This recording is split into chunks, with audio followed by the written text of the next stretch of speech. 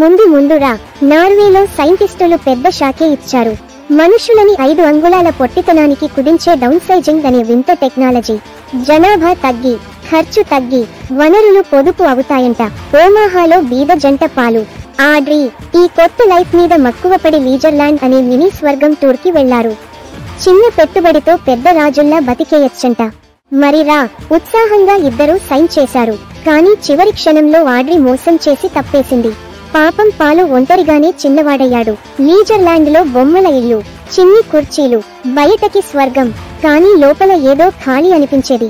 Telemarketing పని మొదలుపెట్టి ఓ సాధారణ రొటీన్ కి అలవాటు పడే ప్రయత్నం చేశాడు. అంతలోరా పక్కింట్లో ఫుల్ జల్సాగా ఉండే దుసాన్ అనే పొరుగువాడు పాలను పార్టీల్లోకి లాగేశాడు. కానీ నిజమైన మార్పు మొదలైంది నగాక్ లాంట్రాన్ని కలిసినప్పుడే. వియత్నాం నుంచి బలవంతంగా డౌన్ సైజ్ చేసి టీవీ పెట్టెలో అమెరికా చేరిన ఆ అమ్మాయి ఒక కాలు కోల్పోయింది.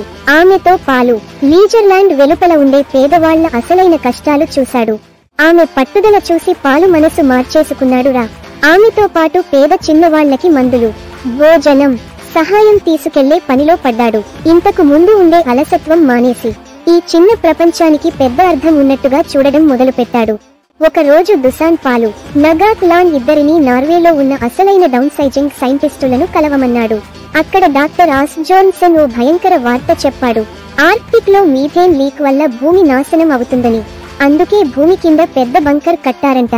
ఆ బంకర్ లో సేఫ్ గా ఉండాలా లేక బయట ఉండి ఈ జనాలకు సహాయం చేయాలా అన్న దానిపై పాలు తడబడిపోయాడు. చివరి క్షణంలో బంకర్ వదిలేసి నగాక్ లాంగ్ తో తిరిగొచ్చాడు. అసలు ఎదుగుదల అంటే మనుషుల మధ్య ఉండి సహాయం చేయడం, గోడల వెనుక దాక్కోవడం కాదని అర్థం చేసుకున్నాడు. If you are still here and like the video, please like and subscribe.